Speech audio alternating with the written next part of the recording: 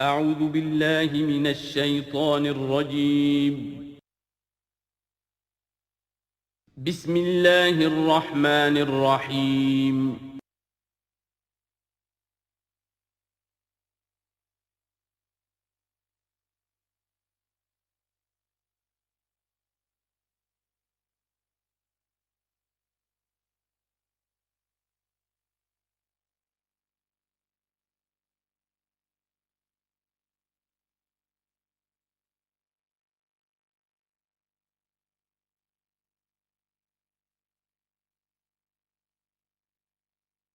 اذا جاءك المنافقون قالوا نشهد انك لرسول الله والله يعلم انك لرسوله والله يشهد ان المنافقين لكاذبون اتخذوا ايمانهم جنة فصدوا عن سبيل الله انهم ساء ما كانوا يعملون ذلك بانهم آمنوا ثم كفروا فطبع على قلوبهم فهم لا يفقهون صدق الله العظيم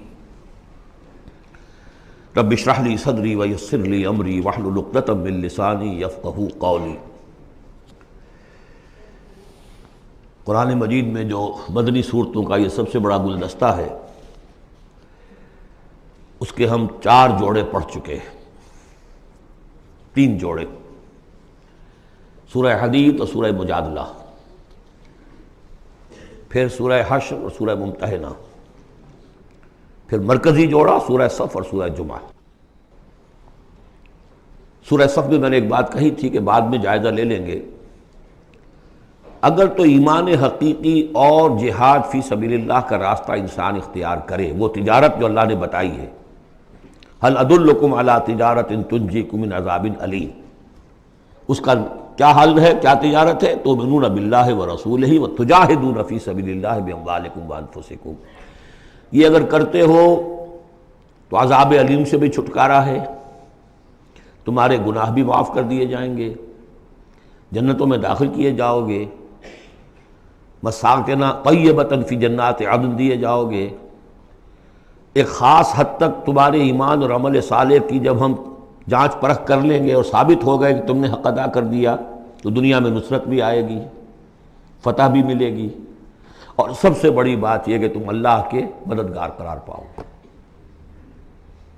نہیں کرتے ہو اور ایمان کے دعوے ہیں اور اللہ سے محبت کے اور رسول سے عشق کے، تو کبر مقتا عند اللہ ان تقولوا ما لا تفعلون، اللہ تعالیٰ کی بیزاری شدید ہوتی چلی جا رہی ہے تمہارے اس طرز عمل پر، اور آگ سے چھٹکارا پانے کا خیال تمہارا خود ساختہ خیال ہے، امید موہوم ہے، اس لیے کہ کلام جو ہے یہ محمل کلام نہیں ہے۔ هل ادلکم علی تجارت تنجیکم من عذاب علیم، وہ تجارت تمہیں بتائی جائے جو عذاب علیم سے چھٹکارا دلا دے، وہ نہیں کرتے ہو اور چھٹکارا ہو گیا تو پھر یہ کلام غلط ثابت ہو گیا، پھر یہ کلام محمل ہے، بے معنی ہے۔ کرتے ہو تو سب کچھ ہے، اس کو کہتے ہیں ہماری فزیولوجی میں آل اور نن لا، وہ چیز ہوگی تو پوری ہوگی، نہیں ہوگی تو زیرو ہو جائے گی، پرسنٹیج نہیں ہے بیچ میں۔ مسلز کے بارے میں یہ والنٹری مسلز جو ہوتے ہیں، ان کی کنٹریکشن جو ہوتی ہے آل اور نن، اگر تو سٹیمولس پورا مل جائے گا تو پوری کنٹریکشن ہوگی، اور اگر وہ سٹیمولس جو ہے کم ہے تو بالکل نہیں ہلے گا وہ، یہ نہیں کہ وہ درمیان میں آل اور نن لا۔ اچھا، اس کے لیے جو آدمی چاہیے کیسے ٹرین کرنا، کیسے تیار کرنا، وہ سورۃ جمعہ۔ اب یہ جو دوسرا، بلکہ کہنا چاہیے کہ جو چوتھا جوڑا آ رہا ہے، اس میں ایک تو ترتیب آپ الٹی دیکھ رہے ہیں، پہلے آ رہی ہے وہ سورت جس میں کہ تسبیح کا ذکر نہیں ہے، بعد میں آئے گی سورہ تغابن جس میں تسبیح کا ذکر ہے۔ دوسری بات یہ کہ یہاں نفاق کا تذکرہ ہے، اور سورہ تغابن میں ایمان حقیقی پر جامع ترین سورت ہے۔ میں نے آپ کو پہلے ہی بتایا تھا کہ وہ مباحث، اب نفاق کی جو بحثیں آئی ہیں سورہ نساء اور سورہ توبہ کا تو اکثر حصہ اس پر مشتمل ہے، اور بھی تقریباً تمام مدنی صورتوں کے اندر وہ ذکر موجود ہے، کہیں ذرا ڈھکا چھپا ہے جیسے سورہ بقرہ میں، کہیں کھلم کھلا ہے، اعلانیہ ہے۔ اسی طریقے سے ایمان کی بحثیں تو پوری مکی قرآن میں پھیلی ہوئی ہیں، اور اس کے بلکہ اور خلاصے نکال کر بہترین جو ہے مدنی قرآن میں بھی لکھ دیے گئے ہیں، آیات الآیات ہے، آیت الکرسی ہے۔ لیکن ایک خلاصہ 11 آیتوں پر مشتمل نفاق کی حقیقت پر یہ سورہ منافقون، یہ منفی ہے، مثبت شے کیا ہے؟ ایمان۔ 18 آیتوں پر مشتمل جامع ترین سورت قرآن حکیم کی ایمان کے موضوع پر سورہ تغابن۔ نفاق کے بارے میں چند باتیں سمجھ لیجئے جو اگرچہ پہلی بحث میں بہت آ چکی ہیں، لیکن آج پھر میں بتا دینا چاہتا ہوں۔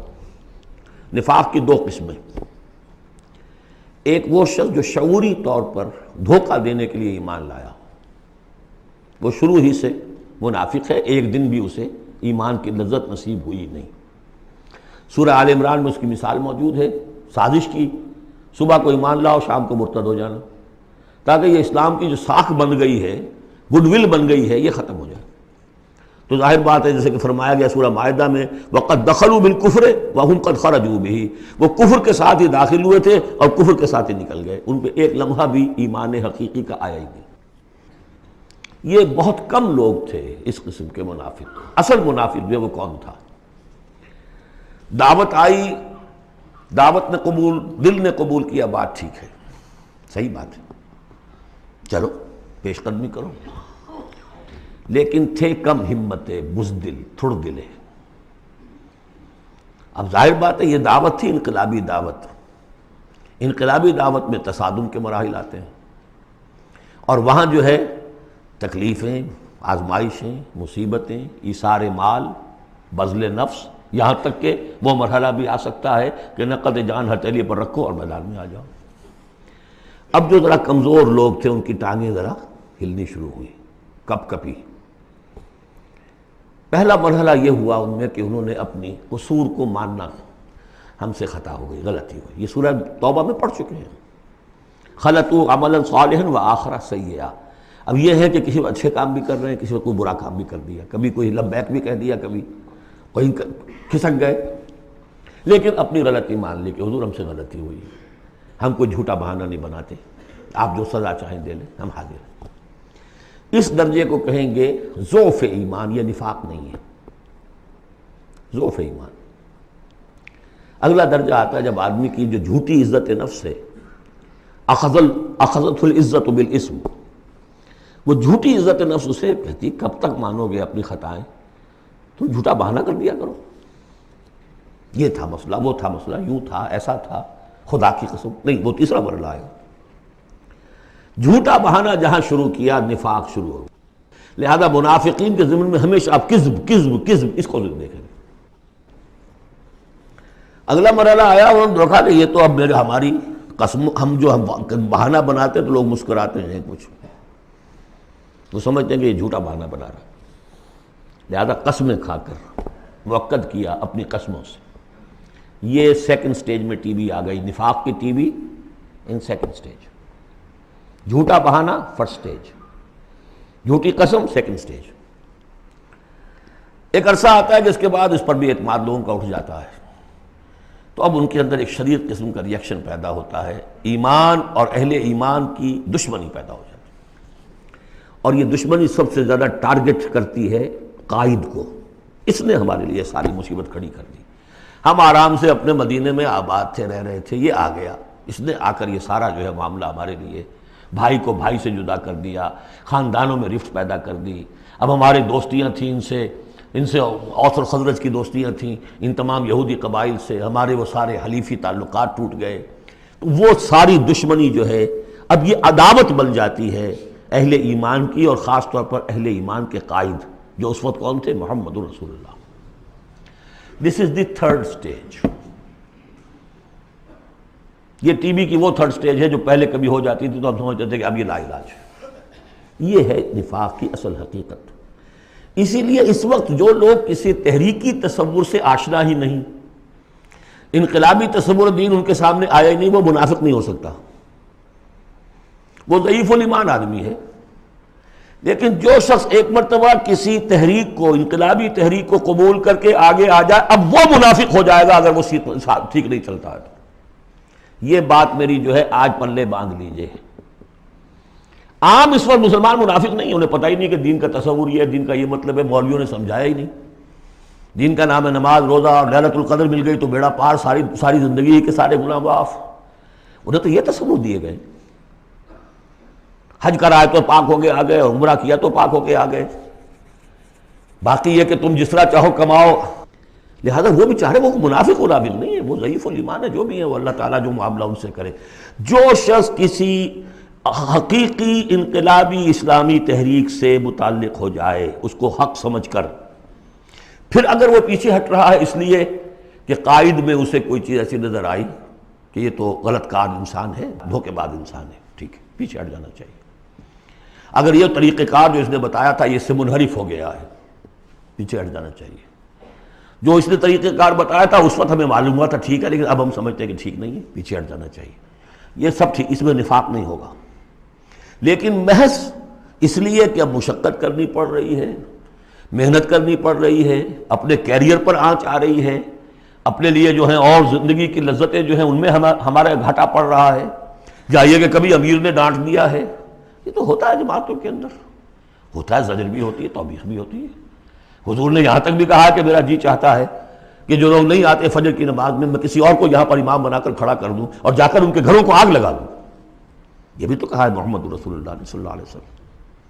تو بہرحال اس وجہ سے اگر کوئی پیچھے ہٹا تو وہ اس پروسیس میں آ جائے گا، اس کو اچھی طرح سمجھ لینا چاہیے۔ بسم اللہ الرحمن الرحیم۔ اذا جاءک المنافقون قالوا نشهد انک لرسول اللہ۔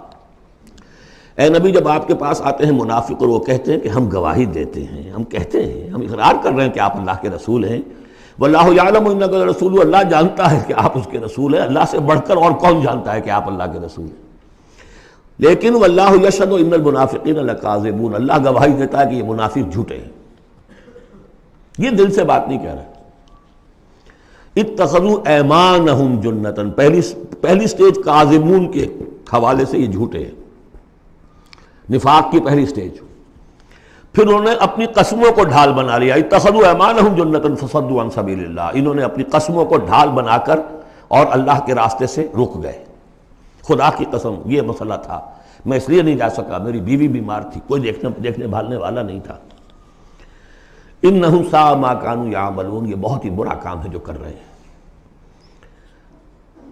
ذالک بانہم آمنوا ثم کفروا، یہ وہ لوگ ہیں جو ایمان لا کر کافر ہوئے ہیں، یہ وہ لوگ نہیں ہیں جو دھوکے ہی سے ایمان میں داخل ہوئے تھے۔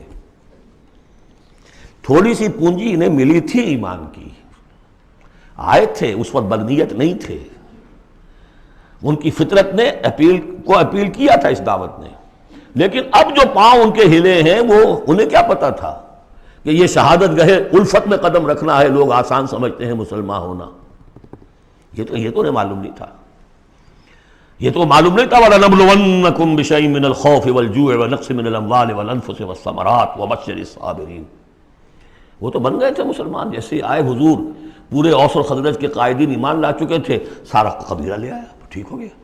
انہیں کیا پتا تھا کیا کچھ آ رہا ہے اس کے پیچھے۔ یہ ایمان جو ہے یہ تو یوں سمجھیے کہ ٹپ آف دی آئس برگ ہے، اس کے نیچے جو اصل برگ جو آیا ہے برف کا تودا، تو وہ پھر ان کے پاؤں ہے۔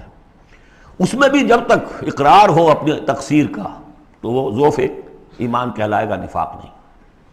خذ من اموالہم صدقۃ تطہرہم وتزکیہم بہا، ایسے لوگوں کا علاج بھی سورہ توبہ میں آ چکا ہے۔ لیکن جھوٹ بہانا پہلی منزل، جھوٹی قسم دوسری منزل، اور پھر عداوت آگے آئے گی چل کر اسی صورت میں۔ ذالک بانہم آمنوا ثم کفروا، یہ اس لیے کہ ایمان لائے پھر کفر کیا۔ فطبع علی قلوبہم، اب اللہ نے ان کے دلوں پر مہر کر دی ہے۔ فہم لا یفقہون، اب یہ تفقہ حقیقی تفقہ سے خالی ہو چکے۔ وَإِذَا رَأَيْتَهُمْ تُعْجِبُكَ أَجْسَامُهُمْ، جب اے نبی آپ انہیں دیکھتے ہو کہ جسم آپ کو بڑے اچھے لگتے ہیں، بڑے تن و توش والے ہیں۔ وَإِن يَقُولُوا تَسْمَعْ لِقَوْلِهِمْ، جب وہ آپ سے بات کرتے ہیں تو آپ بڑے غور سے سنتے ہیں۔ چودھری لوگ جو ہوئے، سرمایہ دار بھی ہوئے، چودھری بھی ہوئے، تو ان کی حیثیت ہے تو آپ توجہ سے سنتے ہیں ان کی بات۔ کأنہم خشب مسندہ، اے نبی یہ تو ان سوکھی لکڑیوں کے مانند ہیں جو اپنے بل پر نہیں کھڑی ہوا کرتی، انہیں ٹیک لگا کر کھڑا کیا جاتا ہے۔ یحسبون کل صیحۃ علیہم، اندر سے اتنے بودے ہیں کہ ذرا سی آہٹ ہوتی ہے تو ان کی جان پر بن جاتی ہے، وہ سمجھتے ہیں کہ پھر آئی کوئی مصیبت، کہیں اور سے پھر شاید کوئی حملے کی خبر آ رہی ہے، اور پھر کوئی جنگ ہوگی، پھر کہیں گے نکلو اللہ کی راہ میں۔ یحسبون کل صیحۃ علیہم، اپنے اوپر ہی سمجھتے ہیں ہر آہٹ کو۔ ہم العدو، یہ تیسری سٹیج ہے، یہ اب اصل دشمن یہ ہے۔ باہر کا دشمن جو آ رہا ہے ابو جہل لشکر لے کر یا ابو سفیان لشکر لے کر، وہ اتنا خطرناک نہیں جتنے کہ یہ ہے، یہ مارے آستین ہے، یہ اندر سے ڈنک مارنے والا۔ ہم العدو، اصل دشمن یہ ہے۔ فاحذرہم، ان سے بچ کر رہو، چوکس رہو، چوکنے رہو، چاہے معاف کرتے رہو، یہ بات دوسری ہے۔ حضرت مسیح کا قول آپ کو سنا چکا ہوں کہ فاختہ کے مانند بے ضرر، لیکن سانپ کے مانند ہوشیار رہو۔ سانپ چوکنا کتنا ہوتا، لیکن سانپ ضرر بھی پہنچا دیتا ہے۔ تم چوکنے تو ویسے رہو جیسے سانپ ہوتا ہے، بے ضرر ایسے رہو جیسے کہ فاختہ ہوتی ہے۔ حضور کی یہی شان تھی۔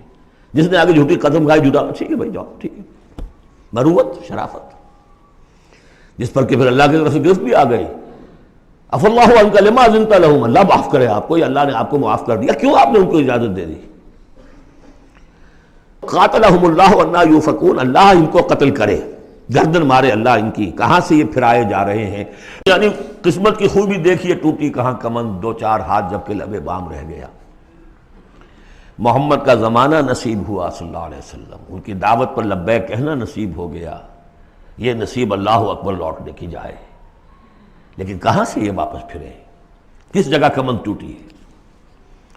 وَإِذَا قِيلَ لَهُمْ تَعَالَوْا يَسْتَغْفِرْ لَكُمْ رَسُولُ اللَّهِ، جب ان سے کہا جاتا آؤ بھائی غلطی مان لو اپنی، تو اللہ کے رسول تمہارے لیے استغفار کریں گے۔ تو رسول کی دشمنی تو ان کے دل میں بنی ہوئی ہے، کیسے آئیں؟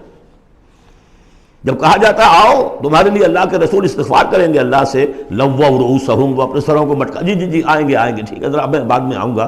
وَرَأَيْتَهُمْ يَصُدُّونَ وَهُمْ مُسْتَكْبِرُونَ، اور آپ دیکھتے ہیں انہیں کہ وہ رک جاتے ہیں، آتے نہیں، تکبر ہے، مستکبرون۔ اب نبی کے سامنے جا کے روز روز اپنی خطاؤں کو ہم اعتراف کرتے رہے، ہماری بھی کوئی عزت نفس ہے؟ یہ کیا ہے جس وقت چاہا ہمیں ڈانٹ دیا؟ آخر یہ کہ عزت نفس ہے ہماری بھی۔ سواء علیہم استغفرت لہم ام لم تستغفر لہم، برابر ہے ان کے لیے نبی، چاہے آپ استغفار کریں چاہے نہ کریں، لن یغفر اللہ لہم، اللہ ان کو ہرگز معاف نہیں کرے گا۔ اس سے اگلی سٹیج میں یہ آیت آ چکی ہے سورہ توبہ میں، استغفر لہم او لا تستغفر لہم ان تستغفر لہم 70 مرۃ فلن یغفر اللہ لہم۔ اب اے نبی ان کے لیے تو چاہے آپ استغفار کریں چاہے نہ کریں، آپ 70 مرتبہ بھی استغفار کریں گے تب بھی اللہ ان کو معاف نہیں کرے گا۔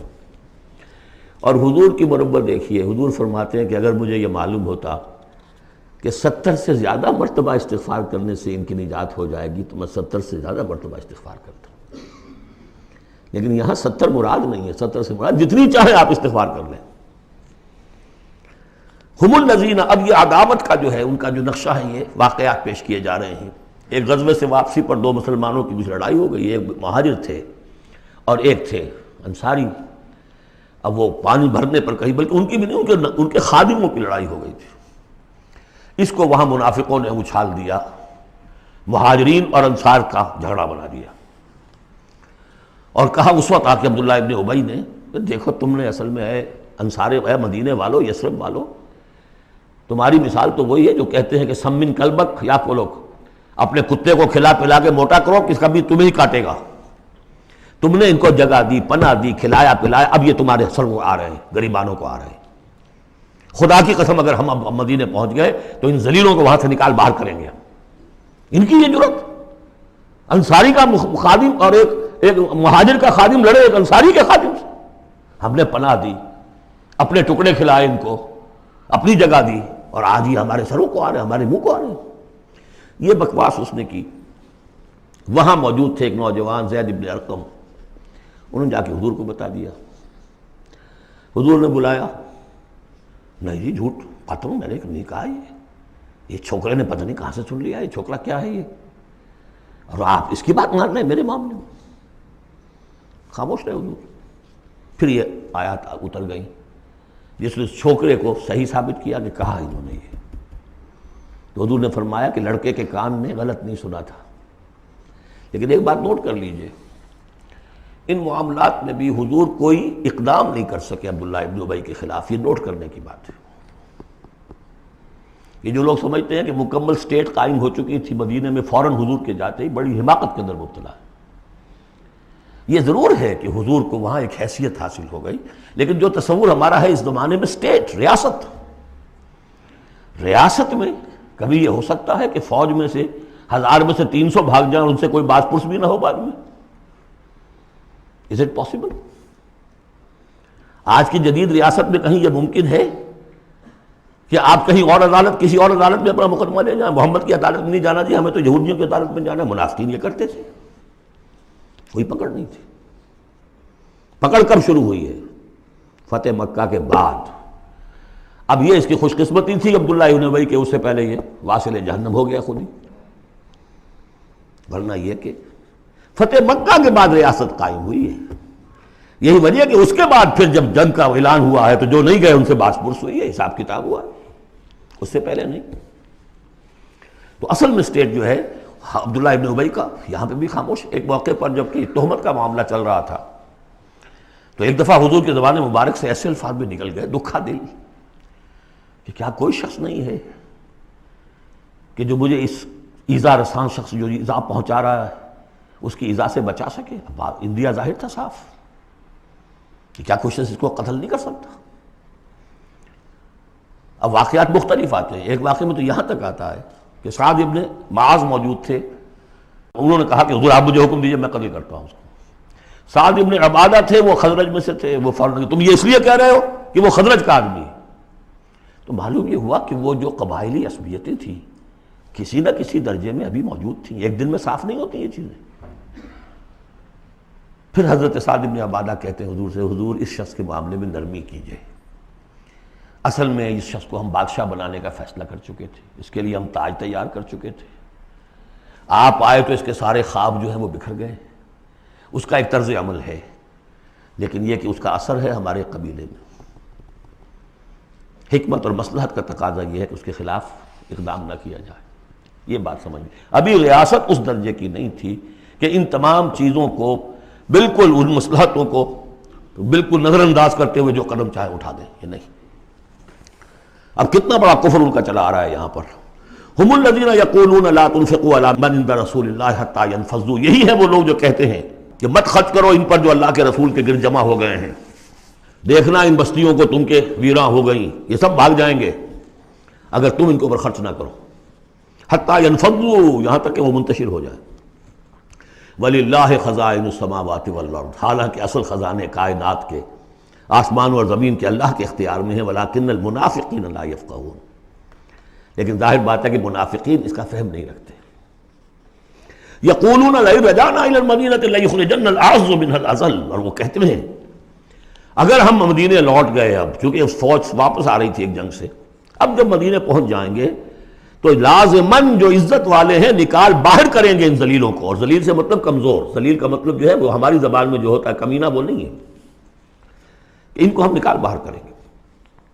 وَلِلَّهِ الْعِزَّةُ وَلِرَسُولِهِ وَلِلْمُؤْمِنِينَ، حالانکہ عزت تو اللہ کی ہے اور اہل ایمان کی ہے، اللہ کے رسول کی ہے اور اہل ایمان کی ہے۔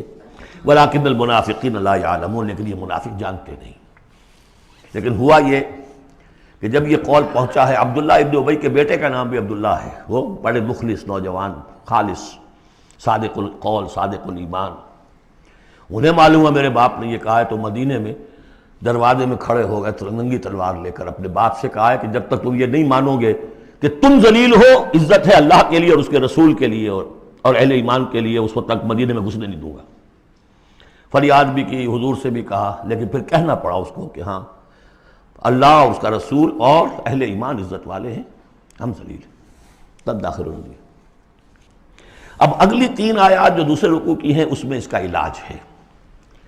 علاج جو ہے ایک پریونٹیو ہوتا ہے، کیوریٹیو۔ پریونٹیو یہ ہے کہ اس مرض کی چھوت نہ لگے، ٹیکہ لگاؤ، سمال پاکس کا ٹیکہ لگا دو، چھوت نہیں لگے گی۔ ایک یہ کہ اگر ہو ہی جائے تو پھر یہ ہے کہ اس کا علاج۔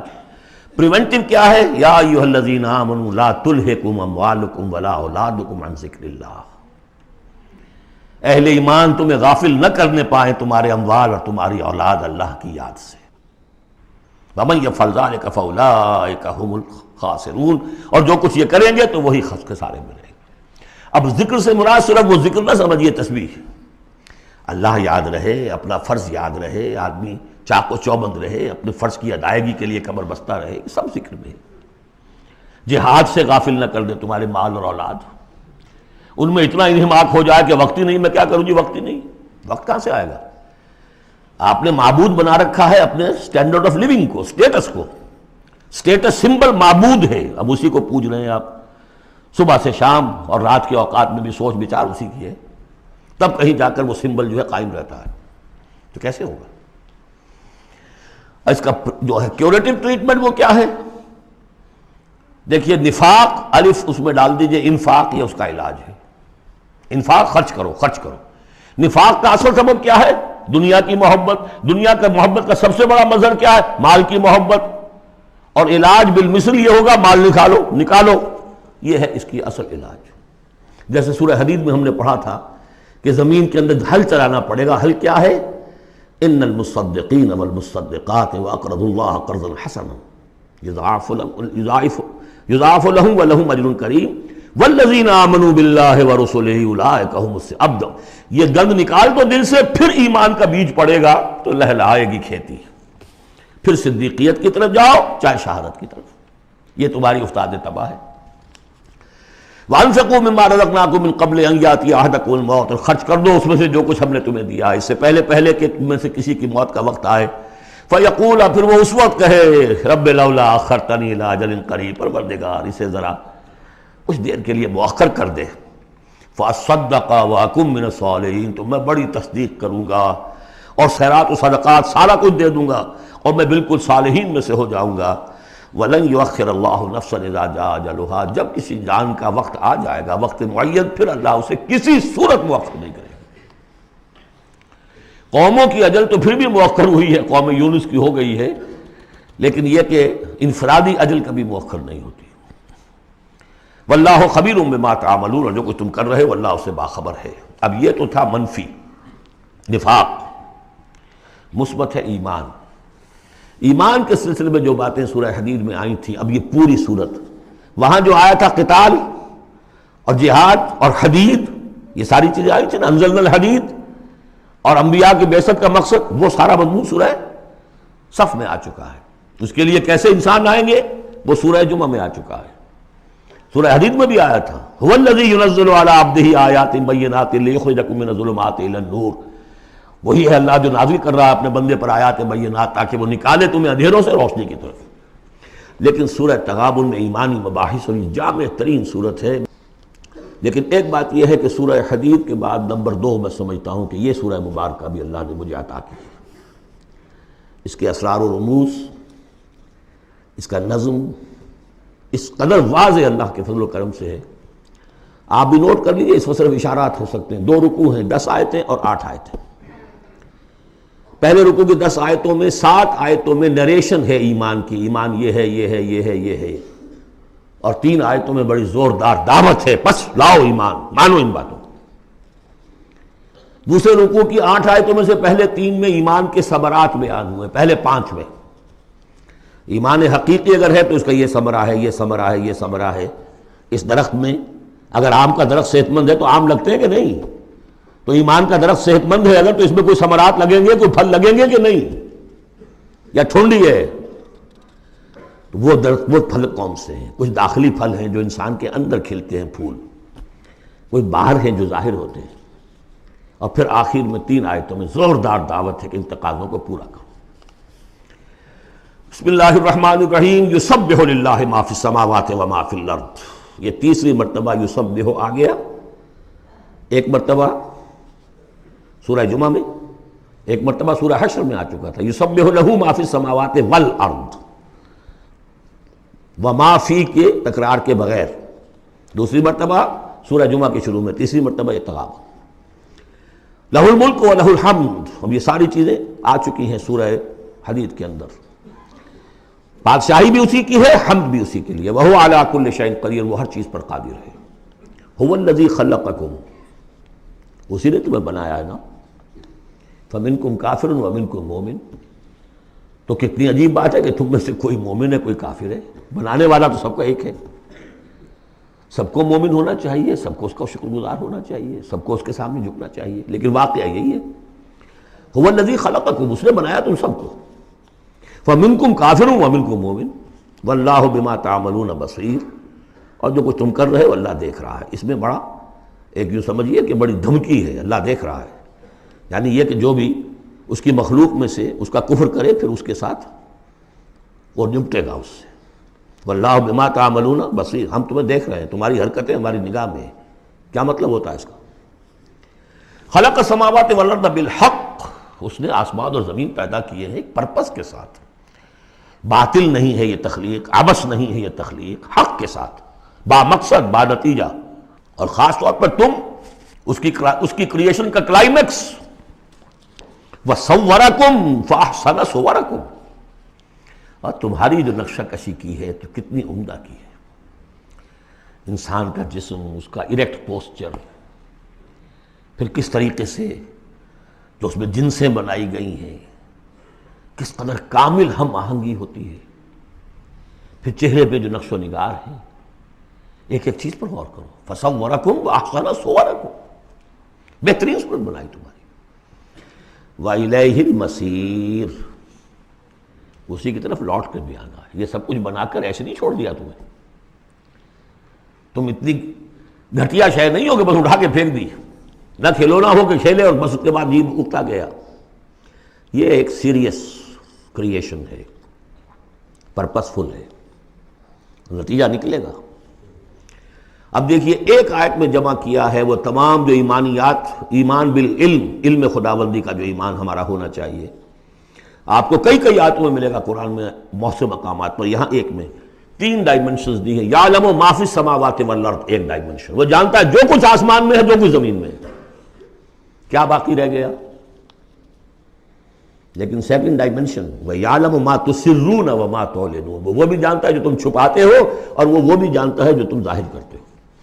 تیسری ڈائمنشن اور آئی، وَاللَّهُ عَلِيمٌ بِذَاتِ الصُّدُورِ، سینوں کے اندر جو کچھ ہے وہ پنہاں ہے، وہ بھی اللہ جانتا ہے۔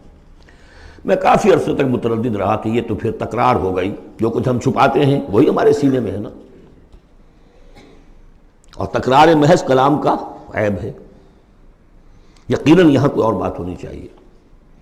تو جب انکشاف ہوا کہ اس سے مطلب ہے even your sub conscious mind which even you don't know yourself what is lurking in the subconscious mind، تمہارے تحت الشعور کے اندر جو طوفان اٹھتے رہتے ہیں اللہ تو اس سے بھی واقف ہے،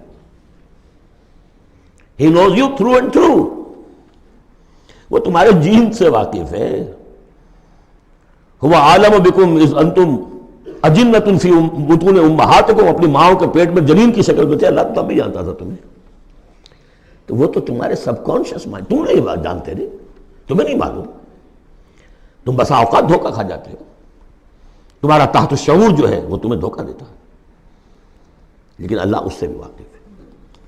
الم یاتکم نبأ، اب 4 آیتیں ہو گئی ایمان باللہ پر، اگرچہ اسی میں مضمر ہے ایمان بالآخرہ بھی، بعد بھی، 2 آیتیں ایمان باللہ پر، الم یاتکم نبأ الذین کفروا من قبل، کیا تمہارے پاس خبریں آ نہیں چکی ہیں ان لوگوں کی جنہوں نے کفر کیا تھا پہلے؟ قوم نوح، قوم ہود، قوم صالح، پورا مکی قرآن پڑھ چکے ہو نا، اب تو ہم نزول کے اعتبار سے بھی بات کہہ سکتے ہیں اور اب اپنے اس دورہ قرآن کے اعتبار سے بات کہہ سکتے ہیں، سارا مکی قرآن پڑھ ہی لیا تقریباً۔ الم یاتکم نبأ الذین کفروا من قبل، کیا آ نہیں چکی تمہارے پاس خبریں ان کی جنہوں نے کفر کیا تھا پہلے؟ اب اس کا تجزیہ کیا ہے، فذاقوا وبال امرہم، انہوں نے اپنے معاملے کی سزا چکھ لی، دنیا میں ہلاک کر دی گئی، وَلَهُمْ عَذَابٌ عَلِيمٌ، اور ابھی ان کے لیے عذاب علیم منتظر بھی ہے، ابھی تو عالم برزخ میں ہے نا، عذاب علیم جو آخرت کا ہے وہ تو ابھی منتظر ہے، اعد اللہ لہم عذابا علیما، اللہ نے تیار کر کے رکھا ہوا ہے۔ تجزیہ اگلی آیت میں، ذالک بأنہ کانت تأتیہم رسلہم بالبینات، یہ اس لیے ہوا کہ ان کے پاس ان کے رسول آتے رہے واضح نشانیاں لے کر، واضح نشانیاں، واضح معجزے بھی اللہ نے جس کو دیے، فقالوا، تو انہوں نے کہا اب بشر یہدوننا، کیا بشر انسان ہمیں ہدایت دیں گے؟ فکفروا، اس پر کفر کیا انہوں نے، وتولوا، اور رخ پھیر لیا، گردن موڑ لی، واستغنى اللہ، اللہ بھی غنی ہے، اللہ تو غنی ہے ہی ہے، واللہ غنی حمید، اللہ غنی ہے، حمید ہے، اللہ نے بھی کہا دفع ہو جاؤ، جدھر جانا جاؤ۔ اب یہاں آیا بہت باریک نکتہ، شاید آپ کو بھی وہ برا لگے، اچھا نہ لگے۔ دیکھیے ایک ہی بیماری ہوتی ہے، وہ کبھی کسی شکل میں ظہور کرتی ہے، کبھی کسی شکل میں ظہور کرتی ہے، وہی کینسر ہے، اس کی کسی جگہ کا جا کر کوئی سیکنڈری بنے گی تو اس کی کچھ اور شکل ہو جائے گی، کسی اور ٹیشو میں کسی اور جگہ جائے گی تو اور شکل ہو جائے گی۔ بیماری یہی ہے کہ جب رسول آتے تھے تو لوگوں نے کہا یہ تو بشر ہیں، رسول کیسے ہو سکتے ہیں؟ سمجھ میں آ رہا ہے نا؟ یہی بیماری آئی بعد میں، جس کو رسول مان لیا یہ بشر کیسے ہو سکتے ہیں؟ کوئی فرق ہے اس میں؟ وہاں بشر سامنے تھا، ہاتھ پاؤں والا، اس کا بیٹا ہے، اس کا پوتا ہے، اس کا پڑپوتا، ہم جانتے ہیں اس کو، کون ہے یہ وہی تو ہے نا، بشر سامنے تھا۔ بشریت کی بنا پر رسالت کا انکار، نبی کیسے ہو سکتا؟ اور جس نے نبی مان لیا خدا بناؤ، یا تو اس کو خدا کا بیٹا تو بناؤ کم سے کم، اور نہیں تو کم سے کم بشریت سے تو نکالو اس کو۔ ایک ہی مرض ہے، ایک ہی مرض ہے۔ آخر یہی کوئی تو وجہ ہے نا، قرآن کتنی دفعہ کہلواتا ہے قل انما انا بشر مثلکم یوحی الی انما الہکم الہ واحد۔ آخری آیت ہے سورہ کہف کی، اے نبی کہیے، ڈنکے کی چوٹ کہیے کہ میں ایک بشر ہوں تمہاری طرح کا۔ ہاں وہی ہوئی ہے مجھ پر کہ تمہارا الہ تو ایک ہی ہے اور وہ الہ اللہ ہے۔ فمن کان یرجو لقاء ربہ فلیعمل عملا صالحا ولا یشرک بعبادۃ ربہ احدا۔ البتہ ایک دوسری انتہا بھی ہمارے ہاں ہے، کچھ لوگوں نے اس نقطے کو ایمفیسائز کرنے کے لیے، جیسے ہم بھی کبھی کسی بات پر زور دینے میں کبھی کوئی لفظ ذرا مناسب سے ہٹ کر غیر مناسب لفظ ہم استعمال کر بیٹھتے ہیں۔ ہمارے بزرگوں سے بھی ہوا، کسی نے کہا بڑے بھائی بنا دیا، کسی نے کوئی اور مثال دے دی۔ ایسی بات بھی نہیں ہے۔ نبی کے بعض خصائص ایسے بھی ہیں کہ جو واقعتاً عام بشر کے نہیں ہیں۔ یہ حدیث بھی تو محمد رسول اللہ کی صلی اللہ علیہ وسلم، کہ جب آپ سے یہ شکایت کی لوگوں نے، حضور آپ صوم وصال رکھتے ہیں، ہمیں نہیں رکھنے دیتے، ہمیں منع کرتے ہیں آپ۔ صوم وصال یہ ہے کہ آج روزہ رکھا اور اس کو آج شام کو افطار نہیں کیا، پھر رات چل رہا ہے وہ روزہ، اگلا دن بھی، تو 2 دن کا صوم وصال ہو گیا، اگلی روز شام کو جا کے کھولا، یہ صوم وصال ہے۔ پھر 3 دن کا، 4 دن کا آپ تو رکھتے ہیں، ہمیں اجازت نہیں دیتے۔ فرمایا ایکم مثلی، تم میں سے کون مجھ جیسا ہے؟ ابھی تو عند ربی، میں اپنے رب کے پاس رات گزارتا ہوں، ہوا یطعمنی ویسقین، وہ مجھے کھلاتا پلاتا ہے۔ تو بعض پہلو ہے، نبی اپنی پشت سے بھی دیکھتا تھا صلی اللہ علیہ وسلم، ہم تو نہیں دیکھتے۔ تو خصائص ہیں۔ پھر نبی کو ساری سیر کرا دی گئی، آسمانوں کی، زمین کی۔ کہاں لے گئے؟ عند سدرۃ المنتہی، عندہا جنت المأوی، اذ یغشی السدرۃ ما یغشی، ما زاغ البصر وما طغی۔ تو یہ معاملہ بھی نہیں، لیکن بنیادی طور پر وہ انسان ہے، انسانی عواطف و میلانات بھی تھے۔ چوٹ لگتی تھی تو درد ہوتا تھا، زخم کا وار لگا ہے تو اس پہ سے خون کا فوارہ چھوٹا ہی چھوٹا ہے، بچہ فوت ہو رہا ہے تو آنکھوں میں آنسو آئے ہی آئے ہیں، کبھی بد دعا بھی نکل گئی ہے۔ کیف یہدی اللہ قوما خضبوا وجہ نبیہم بالدم، سب پڑھ چکے ہیں ہم یہ پورا قرآن مجید میں۔ لیکن یہ ہے کہ رسالت کا انکار بربنائے بشریت اور بشریت کا انکار بربنائے رسالت، یہ دونوں چیزیں غلط ہیں، اور یہ ہم بدل ہیں۔ ذالک بأنہ کانت تأتیہم رسلہم بالبینات فقالوا بشر یہدوننا فکفروا وتولوا واستغنی اللہ واللہ غنی حکیم۔ اب ایک آیت میں آ رہی ہے ایمان بالآخرہ، زعم الذین کفروا، ذرا اس کے زور کا اندازہ کیجئے گا۔ زعم الذین کفروا ان لن یبعثوا، زوم ہو گیا ہے انہیں، غلط خیال ہو گیا ہے کہ وہ اٹھائے نہیں جائیں گے۔ قل، اب ذرا نوٹ کیجئے، بلا وربی لتبعثن ثم لتنبؤن بما عملتم، کہہ دو اے نبی کیوں نہیں، اور مجھے میرے رب کی قسم ہے۔ کون کھا رہا ہے قسم؟ محمد الرسول اللہ صلی اللہ علیہ وسلم۔ لتبعثن، تم لازماً اٹھائے جاؤ گے، ثم لتنبؤن بما عملتم۔ یہ اس پر جو خطبہ تھا حضور کا، پہلا خطبہ جو آپ نے دیا ہے بنو ہاشم کو دعوت میں، وہ میرے کتابچے میں موجود ہے، دعوت اللہ اردو میں اور کال ٹو اللہ انگریزی میں، اس کا متن موجود ہے، وہ ہے کہ اس کی شرح ہے۔ واللہ لتموتن کما تنامون ثم لتبعثن کما تستيقظون ثم لتجزون بالاحسان واحسانا، واللہ لَتَمُوتُنَّ كَمَا تَنَامُونَ، خدا کی قسم تم سب مر جاؤ گے جیسے روزانہ رات کو سو جاتے ہو. ثُمَّ لَتُبْعَثُنَّ كَمَا تَسْتَيْقِظُونَ، جیسے روزانہ صبح کو بیدار ہو جاتے ہو ایسے اٹھا لیے جاؤ گے قیامت کے دن. ثُمَّ لَتُحْسَبُنَّ بِمَا تَعْمَلُونَ، پھر تمہارا حساب کتاب لیا جائے گا جو تم نے عمل کیا ہے. ثُمَّ لَتُجْزَوُنَّ بِالْإِحْسَانِ إِحْسَانًا وَبِالسُّوءِ سُوءًا، پھر بدلہ ملے گا بھلائی کا بدلہ برائی کا بدلہ. وَإِنَّهَا لَجَنَّةٌ أَبَدًا أَوْ لَنَارٌ أَبَدًا. قُلْ بَلَىٰ وَرَبِّي لَتُبْعَثُنَّ ثُمَّ لَتُنَبَّؤُنَّ بِمَا عَمِلْتُمْ وَذَٰلِكَ عَلَى اللَّهِ يَسِيرٌ، اور یہ اللہ پر بہت آسان ہے. 7 آیتیں پوری ہو گئیں. 4 ذات و صفات، 2 رسالت، 1 آخرت. اب سنیے فَآمِنُوا بِاللَّهِ، یہ فا بہت اہم ہے یہاں پر. بس ایمان لاؤ اللہ پر اور اس کے رسول پر. وَالنُّورِ الَّذِي أَنزَلْنَا، اس نور پر جو ہم نے نازل فرمایا. وَاللَّهُ بِمَا تَعْمَلُونَ خَبِيرٌ، جو کچھ تم کر رہے ہو اللہ اسے باخبر ہے.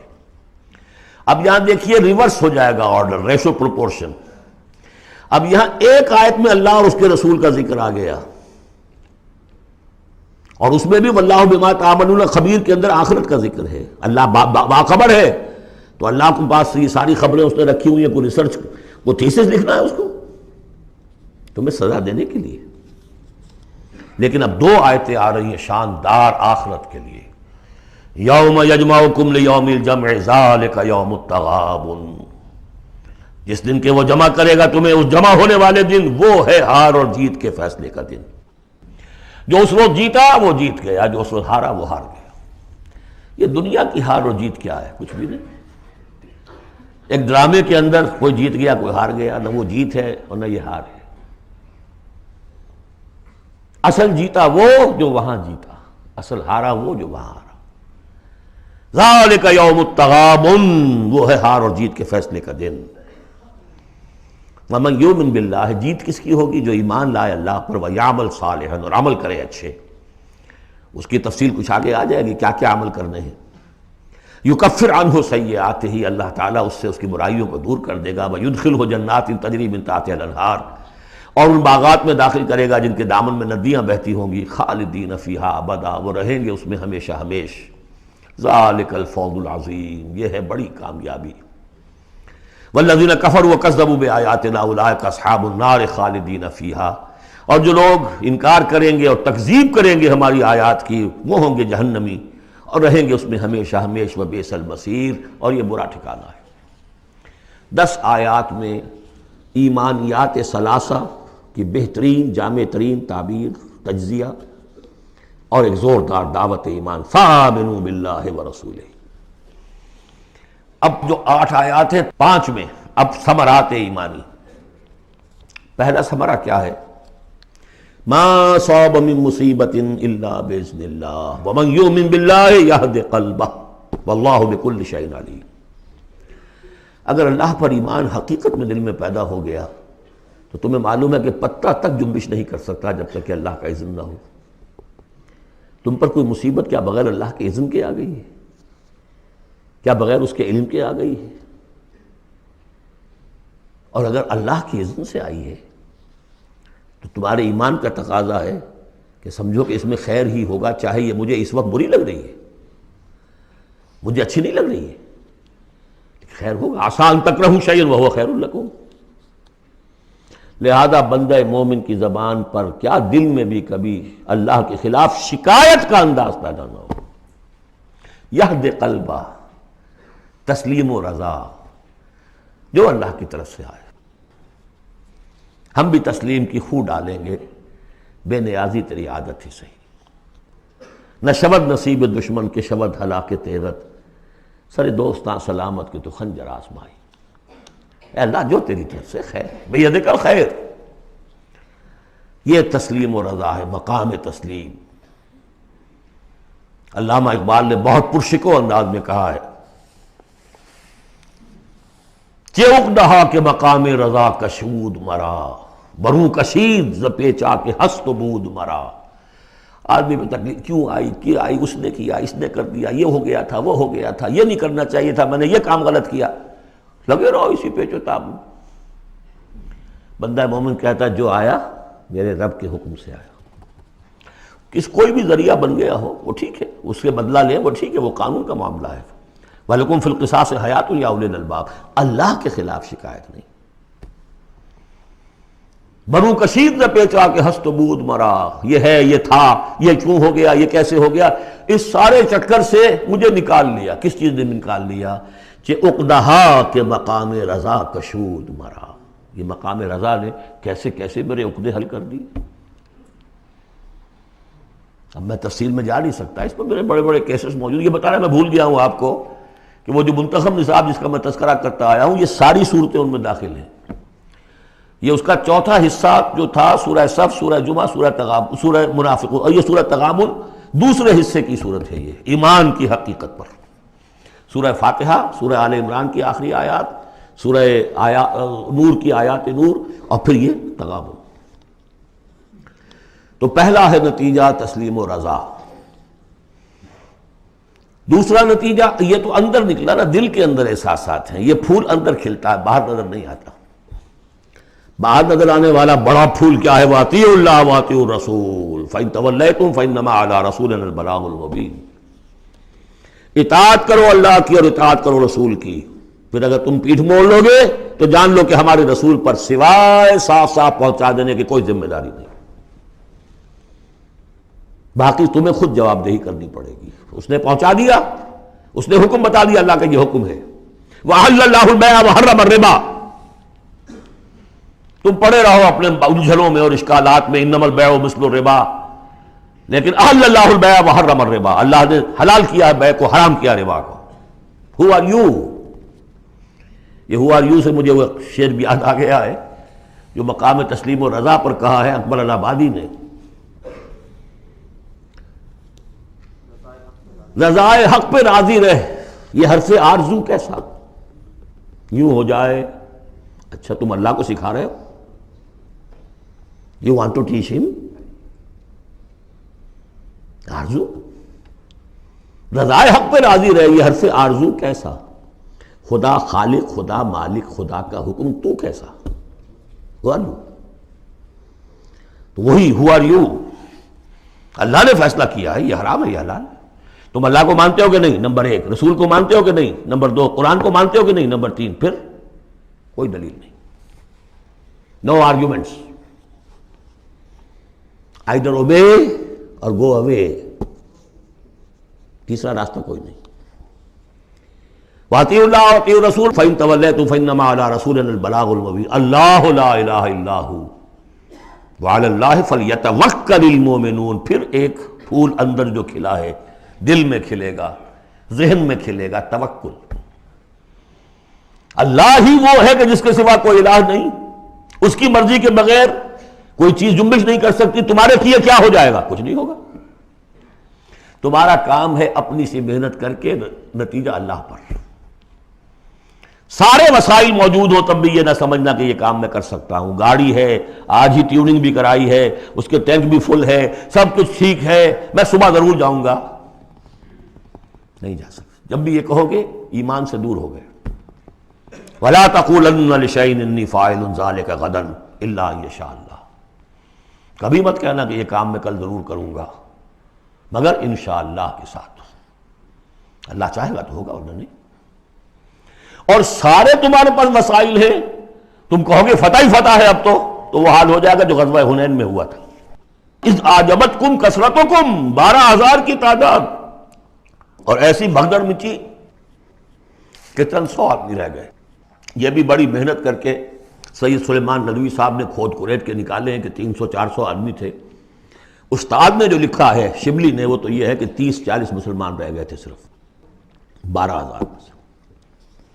تیسرا یہ پھول ہو گیا اندر والا۔ اب چوتھا، بڑے خطرناک معاملات آ رہے ہیں، ذرا توجہ سے سنیے۔ یا ایھا الذین آمنوا ان من ازواجکم واولادکم عدوا لکم فاحذروہم۔ اے ایمان کے دعوے دارو، تمہاری بیویوں اور تمہاری اولاد میں سے تمہارے دشمن ہیں، ان سے اپنے آپ کو بچا کر رکھو۔ فاحذروہم، یہی ہم پڑھ چکے ہیں پہلے لفظ، حضور سے کہا گیا تھا ہم العدو فاحذرہم قاتلہم اللہ انا یؤفکون۔ بیوی کی محبت ہے، بیوی کی فرمائش یہ ہے۔ اب میاں صاحب جو ہیں کہیں، مجبوری ہے۔ بچوں کو اچھے سے اچھا تعلیم دینی ہے، حلال سے نہیں ہوتی، حرام سے۔ گھر بار چھوڑو، ملک چھوڑو، جاؤ باہر، بوڑھے ماں باپ مر رہے، پانی دینے والا کوئی نہیں، اور ڈالر اور پیٹرول ڈالر کمانے کے لیے بیٹے گئے ہوئے باہر، کیا کریں؟ مکان بنانا ہے، یہ کرنا تھا، وہ شروع کی تھی، کوٹھی شروع کی تھی، وہ ابھی تک مکمل نہیں ہوئی ہے، وغیرہ وغیرہ۔ اور کہیں اگر اللہ نے توفیق دے دی ہے دین کی طرف بڑھنے کی اور کام کرنے کی، تو سب سے پہلے تو آڑے آتی ہے عام طور پر بیوی۔ دماغ خراب ہوا آپ کا، وہ بھی تو بڑا دیندار ہے، آپ سے زیادہ لمبی داڑھی ہے اس کے، وہ تو ساری رشوتیں بھی لیتا ہے اور یہ بھی کرتا ہے وہ بھی کرتا ہے، آپ ہی بڑے دیندار بن کر آ گئے۔ ناشتے پہلے ہوتے تھے پراٹھوں کے اور انڈوں کے، اور اب مل رہی ہے سوکھی روٹی، ظاہر بات ریزنٹمنٹ تو ہوگی۔ ان من ازواجکم واولادکم عدوا لکم فاحذروہ، یہ بالکل الٹی باتیں ہیں ہمارے تصورات کے بالکل برعکس۔ انقلابی تحریک کے اعتبار سے 100% ہر چیز فٹ بیٹھتی ہے، وہ تصور نہ ہو تو یہ ساری باتیں جو ہیں یہ ایسی منتشر ہو جاتی ہیں، انمل بے جوڑ سی ہیں۔ یا ایھا الذین آمنوا ان من ازواجکم واولادکم عدوا لکم فاحذروہم، لیکن اس کے ساتھ ہی دیکھیے بیلنس کیا ہے، یہ میرے نزدیک قرآن مجید کے اعجاز کا ایک بہت اہم مقام ہے، جہاں ایک طرف یہ بتا دیا چوکس رہو، چوکنے رہو، سانپ کی طرح ہوشیار رہو، بیوی اور اولاد کی محبت تم سے کوئی غلط کام نہ کرا دے، لیکن یہ بھی نہیں کہ گھر کو آپ میدان جنگ بنا لیں، بلکہ معاف کرو، بخش دو، ساتھ یہ بھی ہے بیلنس کا ہے۔ وَإِن تَعْفُوا وَتَصْفَحُوا وَتَغْفِرُوا، تین الفاظ آ رہے ہم معنی، اگرچہ معنی مختلف ہے۔ عفو کہتے ہیں کسی کو ڈھیل دینا، داڑھی کے لیے بھی آیا ہے حدیث میں، اعف اللحا، داڑھیاں چھوڑو، داڑھیوں کو بڑھاؤ۔ عفو کے معنی ایک تو پکڑ لیا فوراً نہیں، چھوڑو، ڈھیل دو۔ تصفحو، کبھی کبھی ایسا بھی ہو کہ کوئی غلطی ان کی دیکھی اور ذرا دیکھی اندیکھی کر دی، چہرہ اپنا پھیر لیا، اسے پتہ ہی نہ چلے کہ دیکھا ہے، ابا جان نے دیکھا ہے یا شوہر نے دیکھا ہے، کیونکہ ہر بات پر پکڑیں گے اگر آپ تو ضد بھی پیدا ہو جائے گی، کسی وقت جو ہے ایک نیگیٹو سائیکالوجی ڈیولپ ہو جائے گی۔ وَتَغْفِرُوا، تغفروا بخش دینا، یعنی جیسے کہ مغفر جو ہے سر کو ڈھانپ لیتا ہے، ڈھانپ دینا ان کی غلطی کو۔ وَإِن تَعْفُوا وَتَصْفَحُوا وَتَغْفِرُوا فَإِنَّ اللَّهَ غَفُورٌ رَحِيمٌ، تو اللہ بھی تو غفور اور رحیم ہے نا۔ تم چاہتے ہو کہ نہیں، جیسے سورہ نور میں آیا تھا کہ اے ابو بکر تم نے اپنے اس بھانجے یا اپنے عزیز مصطح کا جو ہے جو مدد کرتے تھے روک دیا ہے، کیا تم نہیں چاہتے کہ اللہ تمہیں معاف کرے؟ اگر تم چاہتے ہو اللہ تمہیں معاف کرے، تم بھی اس کو معاف کرو۔ وَإِن تَعْفُوا وَتَصْفَحُوا وَتَغْفِرُوا فَإِنَّ اللَّهَ غَفُورٌ رَحِيمٌ۔ اب یہ آ گیا، دیکھیے پہلے ایک انڈیویجول، ایک مرد مومن، اس کی زندگی میں دو پھول اندر کھلے، ایک باہر والا پھول جو ہے وہ گوبھی کا پھول ہے بہت بڑا، اندر والا ہے تسلیم و رضا، توکل، اور باہر والا جو ہے اطیعوا اللہ واطیعوا الرسول، وہ تو ظاہر بات ہے کہ پورے دین کے اوپر جو ہے وہ اب محیط ہو گیا، جو بھی حکم ہے۔ لیکن اب اس کے بعد ایک فرد کے گرد سب سے پہلا حلقہ کیا ہے؟ اس کی اولاد، اس کا گھر۔ ان من ازواجکم واولادکم عدوا لکم، یہ تمہارا ایٹیچیوڈ ہونا چاہیے اپنے گھر میں۔ ایک طرف تو وہ جو طبعی محبتیں اللہ نے ڈالی ہوئی ہیں، کہیں وہ تم سے تمہاری منزل کھوٹی نہ کرا دیں، کہیں دین کے راستے پر بڑھنے سے رکاوٹ نہ بن جائے، ہوشیار رہو، فاحذروہم، ان سے بچو۔ لیکن ساتھ ہی ہے کہ گھر کی فضا کے اندر عفو، درگزر۔ دوسرا انما اموالکم واولادکم فتنہ، جان لو تمہارے مال اور تمہاری اولاد تمہارے لیے فتنہ ہے، اسی پر تو ہم آزما رہے ہیں تمہیں۔ زین للناس حب الشہوات من النساء والبنین والقناطیر المقنطرۃ من الذهب والفضة والخیل المسومۃ والانعام والحرث، یاد ہے کہ نہیں سورہ آل عمران کی آیت؟ اللہ نے یہ محبتیں ڈالی ہیں، تبھی تو امتحان ہے، آزمائش ہے، یہ محبتیں ہی نہ ہو تو سب کے سبھی اللہ کے بندے بن جائیں۔ دیکھنا تو یہی ہے کہ تم کس کس چیز کو، کس کس ریزسٹنس کو، کس کس ہرڈل کو عبور کر کے آ سکتے ہو ہمارے پاس۔ انہی پتھروں پہ ہو کر اگر آ سکو تو آؤ، میرے گھر کے راستے میں کوئی کہکشاں نہیں ہے۔ جنت جو ہے وہ بہت ناپسندیدہ چیزوں سے گھیر دی گئی ہے، تو یہ اموال اولاد یہ تمہارے لیے فتنہ ہے، جانچے جا رہے ہیں۔ اولاد کو کیا بنانے کی فکر کی تھی تم نے؟ بندہ مومن بنانے کی فکر کی تھی یا ایک پیسہ کمانے والی مشین بنانے کی فکر کی تھی؟ اور اچھی طرح جان لیجئے کسی شخص کے دل میں ایمان کتنا ہے اس کا اصل انڈیکس وہ یہ ہے کہ وہ اپنی اولاد کو کیا بنا رہا ہے، اس نے خود کتنا ہی بہروپ جو ہے وہ بنا بیٹھا ہو، بہت بڑا عالم دین اور مسند نشین اور بہت بڑا صوفی اور بہت بڑا مرشد، لیکن یہ دیکھیے اس نے اپنی اولاد کو کیا بنانے کی کوشش کی ہے، اس کا اصل جو باطن ہے وہ وہاں نظر آئے گا، ویلیوز جو اس کے اندر ہیں وہ وہاں نظر آئیں گے۔ اب آئی تیسری بات، انما اموالکم و اولادکم فتنہ واللہ عندہ اجر عظیم، اللہ ہی کے پاس اجر عظیم ہے۔ اولاد سے بھی تم یہ نہ سمجھنا کہ تمہارے بڑھاپے کا سہارا بن جائے گا، یہ بھی کچھ پتہ نہیں، کیا پتہ یہی اولاد بڑھاپے میں ٹھوکریں بھی مارے، ٹھوکریں اگر پاؤں سے نہیں ماریں گے زبان سے ماریں گے، سینہ تان کر کھڑے ہو کر کہیں گے، باتیں کریں گے، ابا جان کیا آپ باتیں کرتے ہیں، دقیانوسی باتیں آپ کرتے ہیں، زمانہ بدل گیا، آپ کو کیا معلوم۔ لیکن اب آ رہا خلاصہ، فاتقوا اللہ ما استطعتم واسمعوا واطیعوا وانفقوا خیرا لانفسکم، اللہ کا تقوی اختیار حد امکان تک، اور سنو اور اطاعت کرو، سنو اور اطاعت کرو۔ اطیعوا الرسول تو پہلے آ چکا تھا، یہاں یہ کیوں کہا گیا، سوچا کبھی آپ نے؟ اس لیے کہ رسول کی اطاعت، رسول کے زمانے میں رسول کے امیر جس کو مقرر کیا اس کی اطاعت بھی تھی کہ نہیں؟ من اطاعنی فقد اطاع اللہ ومن عصانی فقد عصی اللہ ومن اطاع امیری فقد اطاعنی ومن عصی امیری فقد عصانی۔ غزوہ احد میں اصل جو معصیت ہوئی تھی، نافرمانی ہوئی تھی، وہ کمانڈر کی ہوئی تھی، جہاں سے کہ تیر انداز ان کے حکم کے باوجود، روکنے کے باوجود چلے گئے تھے۔ کیسے سزا دی اللہ نے۔ پھر حضور کے زمانے میں تو حضور تھے، آئندہ کون ہوں گے؟ کوئی اللہ کا بندہ ہوگا جو پھر کھڑا ہو، من انصاری اللہ، جو دین کا ہی کام کرنے کے لیے داعی کھڑے ہوئے ہیں، دعوتیں ہیں، اصل بندہ شہید کھڑے ہوئے، مولانا مودودی کھڑے ہوئے، مولانا الیاس صاحب کھڑے ہوئے، پچھلی صدیوں میں سید احمد بریلوی کھڑے ہوئے، لوگ کھڑے ہوتے رہیں گے۔ من انصاری اللہ، کون ہے جو میرے ساتھ ہاتھ بٹائے؟ اب آپ دیکھیے اس زمانے میں کون ہے، قبول کیجئے، فاسمعوا واطیعوا، پھر اس کا حکم سنیے اور مانیے، ڈسپلن پارٹی، ورنہ کیا ہوگا؟ کچھ بھی نہیں۔ عید آزاداں شکوہ ملک و دین اور عید محکومہ ہجوم مومنین، یہ 30 لاکھ کا ہجوم مومنین ہے جو حج میں ہوتا ہے۔ اگر یہ جماعت ایک ہوتی کسی ایک امیر کے نیچے 30 لاکھ کی، ایک امیر، عظیم الشان انقلاب۔ وانفقوا، اور خرچ کرو، خیرا لانفسکم، یہی تمہارے لیے، خود اپنے لیے بہتر ہے، لگا دو جو بھی کچھ دیا ہے۔ وہی دیکھیے جہاں پہ سورہ حدید، آمنوا باللہ ورسولہ وانفقوا مما جعلکم مستخلفین فیہ فالذین آمنوا منکم وانفقوا لہم اجر کبیر ومن یوق شح نفسہ فاولئک ھم المفلحون، اور جو اپنی جی کے لالچ سے بچا لیے گئے، بخل سے نجات پا گئے، وہی ہیں کہ جو اصل میں فلاح، آخری فلاح کو پہنچیں گے۔